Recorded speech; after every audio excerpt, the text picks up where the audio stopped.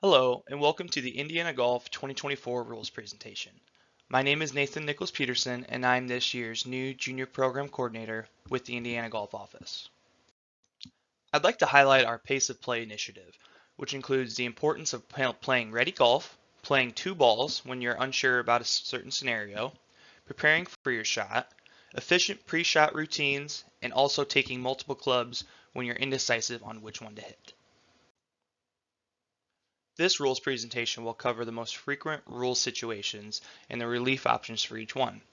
This includes properly dropping a ball, abnormal course conditions, movable obstructions, loose impediments, embedded ball, an unplayable ball, bunkers, lost ball or out of bounds, ball searching, provisional balls, penalty areas, ball that moves on the putting green, and also the IHSAA coaching rule.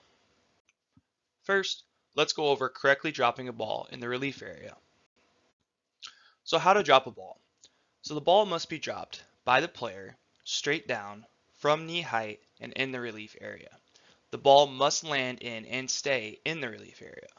What the ball cannot do when you're dropping it is strike the player or equipment before it hits the ground, be thrown, spun, rolled, or dropped in any other way to influence where the ball will come to rest. And if a player does not drop it properly, it does not count as one of the two drops. A player must re-drop the ball if it does not stay in the relief area. If after a second drop the ball is still not in the relief area, the player places the ball where the second drop struck the ground. Also keep in mind that when measuring the relief area, the player may use the longest club in their bag with the exception of their putter. And also note that if the ball strikes the player or his or her equipment after it hits the ground and stays in the relief area, this is a good drop. If the ball moves once the player moves or moves his or her equipment, the player replaces the ball with no penalty. Next, let's go over abnormal course conditions, or also Rule 16.1. The two fundamental principles of golf are play the ball as it lies and play the course as you find it.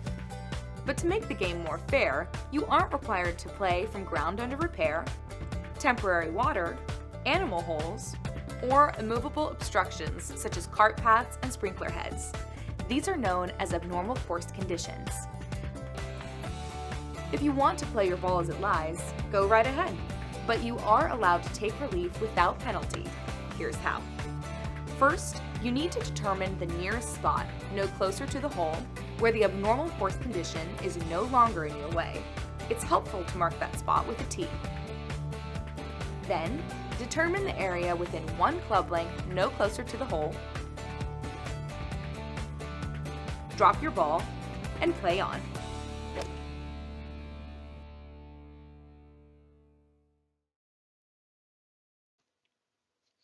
So when determining your nearest point of relief from a abnormal ground condition, the nearest point of relief is a reference point for taking free relief from the abnormal course condition, a dangerous animal condition, a wrong green, or a no-play zone. Also note a player must take complete relief, which includes the ball, area of intended swing, and stance. Otherwise, they are playing from a wrong place. This diagram on the right also demonstrates how you would take complete relief from an abnormal course condition. The first step in taking free relief from conditions such as ground under repair, temporary water, and immovable obstructions is to find the nearest point of complete relief. This is the spot, either left of, right of, or behind, where your ball lies that is not closer to the hole and where the condition you are taking relief from is no longer in your way. You determine this spot by simulating the stance, swing, and direction of play you would use to play your ball if the condition didn't exist. The nearest point can be different depending on whether you are right or left-handed, your height, or your choice of club, etc. It's important to remember the nearest point isn't always the nicest point. In this case, the player's nearest point of complete relief from this path is under the tree, not to the left of the path in the clear. So it's a good idea not to lift your ball before figuring this out, because sometimes the best option is to just play the ball as it lies.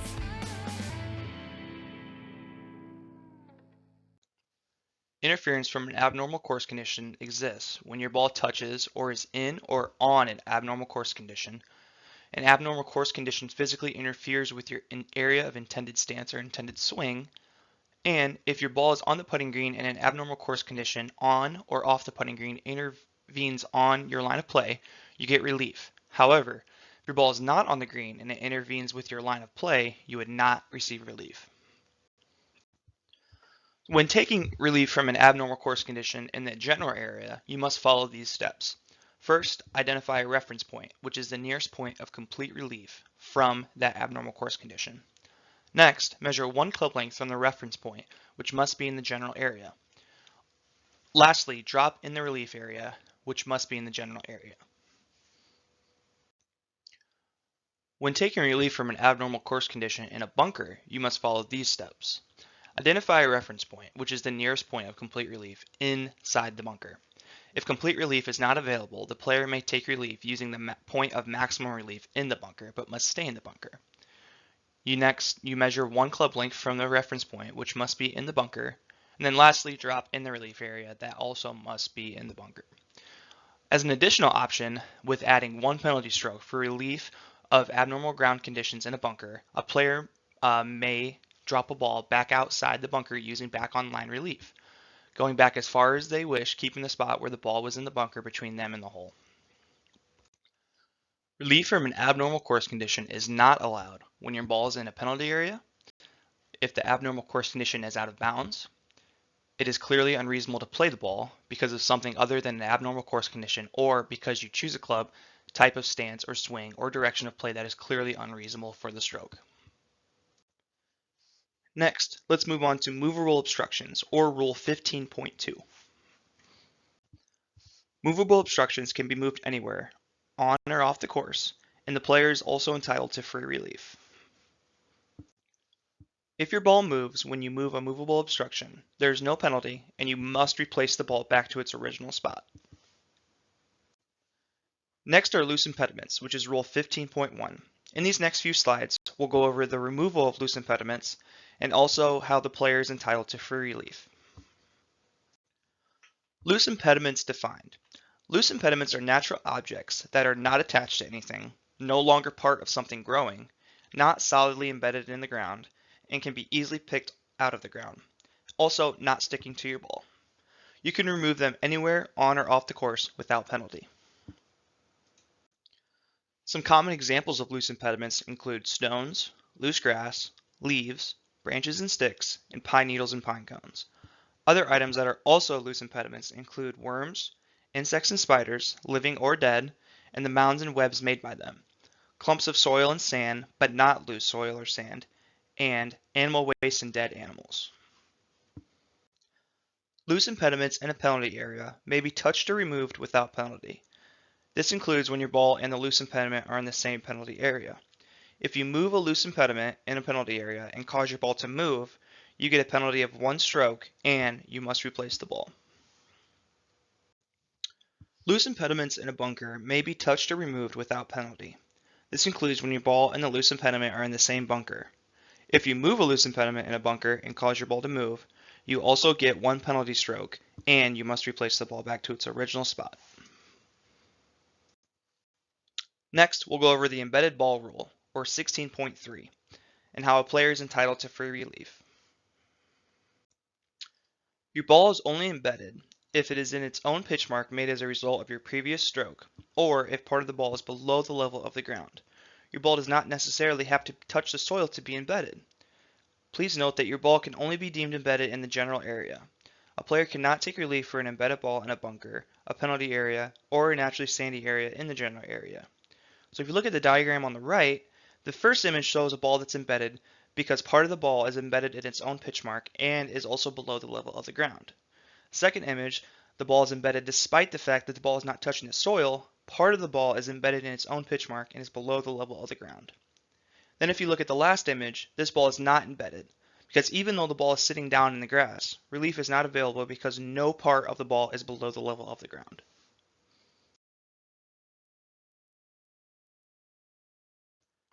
When taking relief for an embedded ball, you drop within 1 club length of the spot right behind where the ball was embedded, not near the hole.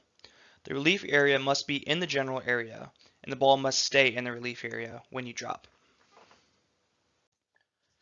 Next, we will go over the unplayable ball rule, or Rule 19, and how to take penalty relief.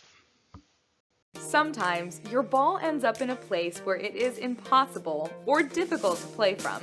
Only you can decide if your ball is unplayable. You can make that decision anywhere on the course except for one, when your ball is in a penalty area, where the penalty area rule applies. When deciding a ball is unplayable, you have 3 relief options, but all come with a 1-stroke penalty. The most frequently used option is to drop within 2 club lengths of the ball, but no closer to the hole. The second option is to imagine a straight line from the hole through the location of the unplayable ball. Choose a spot on that line behind your ball, then drop and play from within 1 club length of it, not nearer the hole. And the least frequently used option is stroke and distance, which means you can go back to the spot where you last played. There is a 4th option that only applies when you decide your ball is unplayable in a bunker. More on that in the video about bunkers.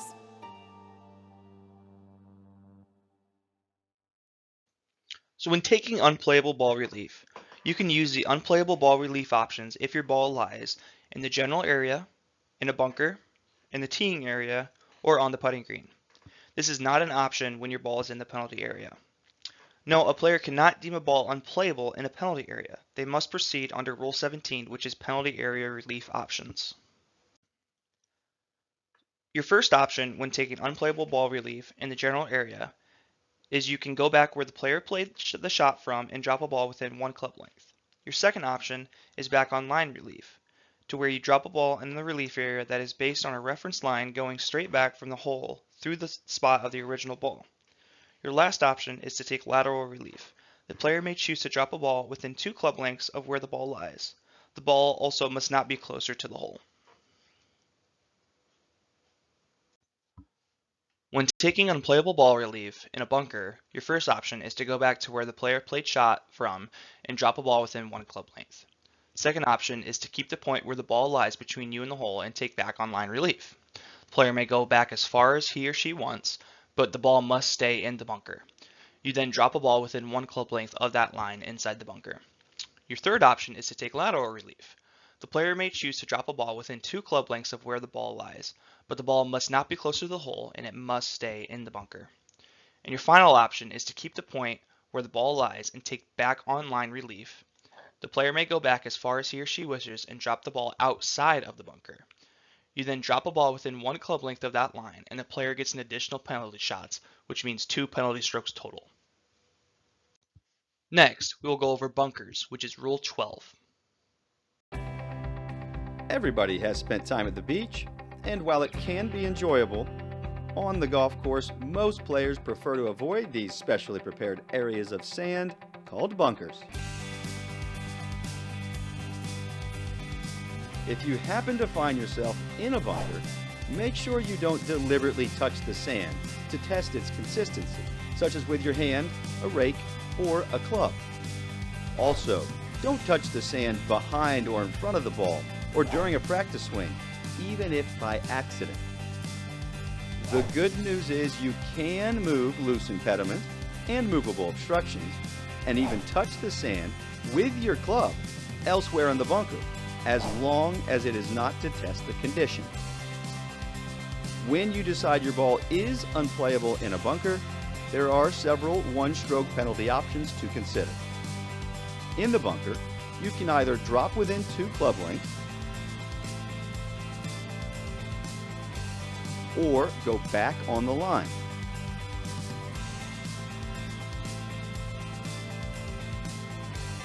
Or, for a 2-stroke penalty, you can get out of the bunker by going back on the line as far as you like.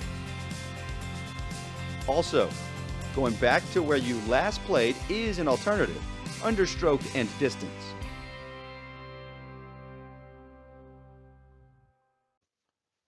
It is not a penalty to touch the sand in a bunker when you dig in with your feet to take a stance for a practice swing or your next stroke, lean on a club to rest to stay balanced or prevent a fall, place or toss your club's equipment including your golf bag, a rake, or other objects in the bunker, Take actions permitted by rules such as measuring, marking, lifting, placing, etc.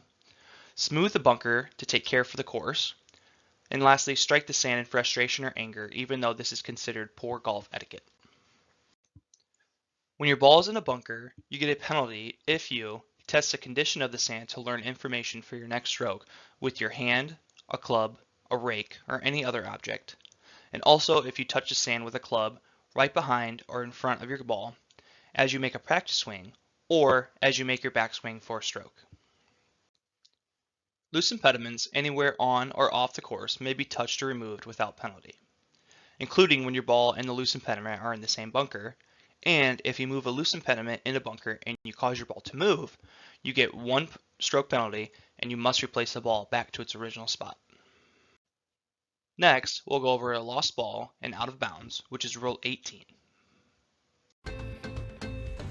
We have all experienced losing a ball or hitting one out of bounds. When that happens, you are penalized 1 stroke and must reestablish your progression of playing from the tee into the hole by going back and playing again from where you last played. This is called playing under stroke and distance. If your previous stroke was from the tee, tee it up again, from anywhere within that area. If your last stroke was made from the fairway, the rough, a bunker, or a penalty area, simply go back and drop a ball within 1 club length of and not nearer the hole than the spot where you last played. Stroke and distance is your only option for a ball that is out of bounds or lost, except when there is a local rule in effect that provides an alternative you can learn about in another video.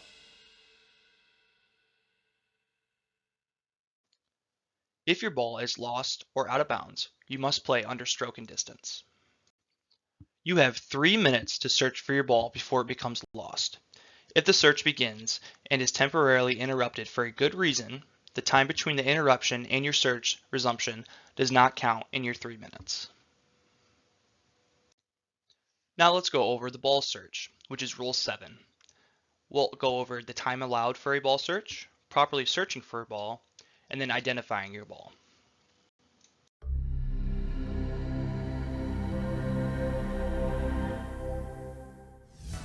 Under the 2019 rules, there is no penalty if you accidentally move your ball while searching for it. If you do, replace your ball back on its original spot. If you don't know the original spot exactly, like this player, simply estimate it, including how the ball was lying under the grass, and replace the ball there. To learn more, please visit usga.org/rules.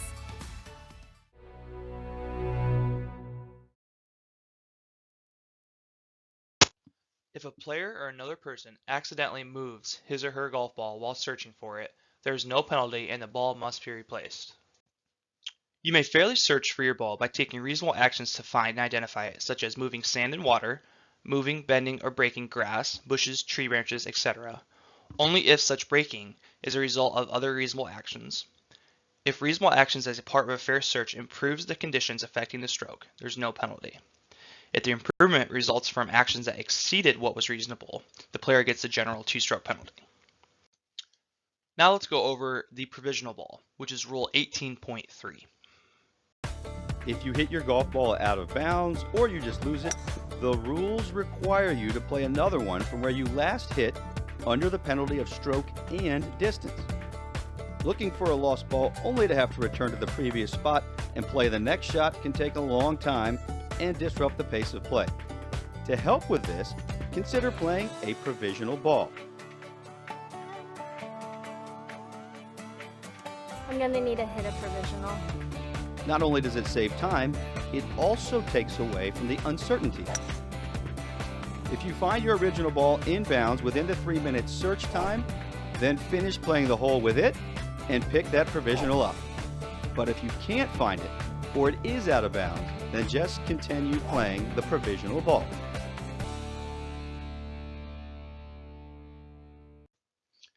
You may play provisional ball if your ball might be out of bounds or lost anywhere other than in a penalty area. It's important to note that a player cannot hit a provisional ball for a ball hit into a penalty area. When you want to play provisional ball, you must follow one requirement before making a stroke. You must announce your intention to play a provisional ball. You must use the word provisional or otherwise clearly indicate that you are playing a provisional ball.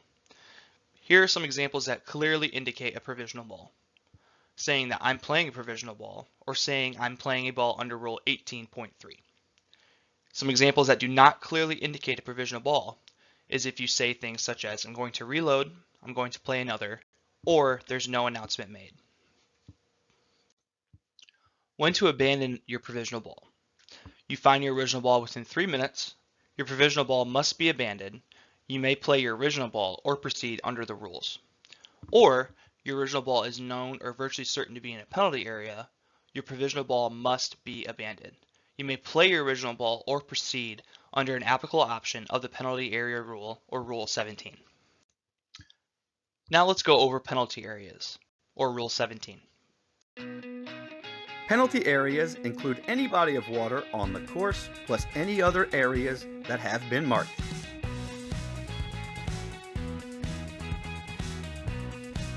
If you happen to find your ball in a penalty area, you can play your ball as it lies, if possible to do so. Before playing the stroke, it's okay to ground your club, take practice swings that touch the ground, and move loose impediments. Penalty areas can be marked either red or yellow, and for one penalty stroke, you have several relief options. The first one is to play a ball under stroke and distance from where you made your last stroke. Another option is to take back on the line relief by imagining a straight line from the hole through the spot where your ball last crossed into the penalty area. Choose a spot on that line, then drop and play from within one club length of it, not nearer the hole. You do have a third relief option if your ball is in a red penalty area that allows you to find the spot where your ball last crossed into the penalty area and drop a ball within 2 club lengths of that spot, no closer to the hole.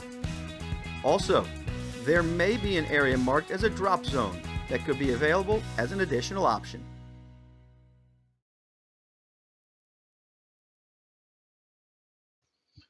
So penalty areas are any area of the course that can be marked or defined by the committee as a penalty area, including areas of water such as a pond or lake, densely wooded or overgrown areas, and areas of tall, unmaintained grasses.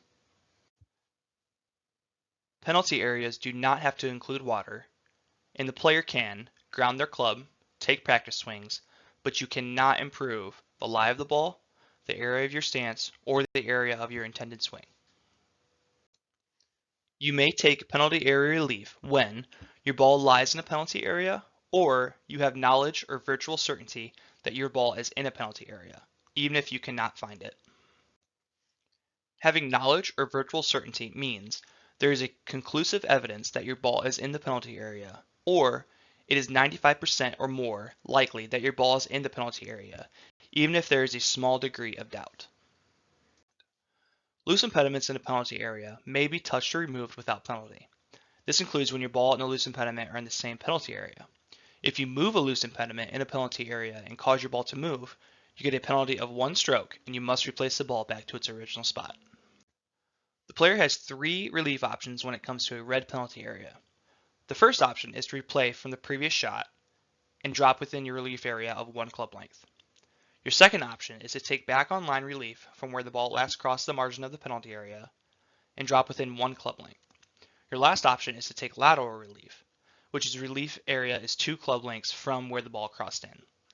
All options are a 1-stroke penalty. When taking relief from a yellow penalty area, there are only 2 options compared to the red penalty area, which has 3. The first option for a yellow penalty area is to replay from your previous shot and drop within 1 club length of the relief area. And your second option is to take back on line relief from where the ball last crossed the margin of the penalty area and drop within 1 club length. Both of these options are also a 1-stroke penalty. Next, let's go over the putting green, which is Rule 13. The rules allow many special permissions on the putting green that you don't get anywhere else. Marking, lifting, and cleaning your ball on the green is always permitted. And while you cannot repair aeration holes, natural surface imperfection, or any normal wear on the green, there's lots you can do. It's okay to repair most damage, such as ball marks, old hole plugs, spike marks, and anything caused by shoes, animals, or maintenance practices. All of those fixes must be done promptly and not improve your line of play beyond the repair. The green is also the only place on the course where you can remove sand and loose soil, and touching the green to point where you expect to aim or putt is also permitted.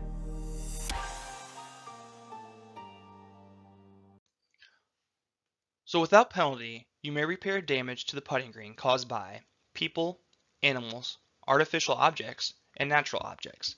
A player may not repair natural imperfections or aerification holes. When is a ball holed? Your ball is holed when it is at rest, in the hole, and the entire ball is below the surface of the putting green.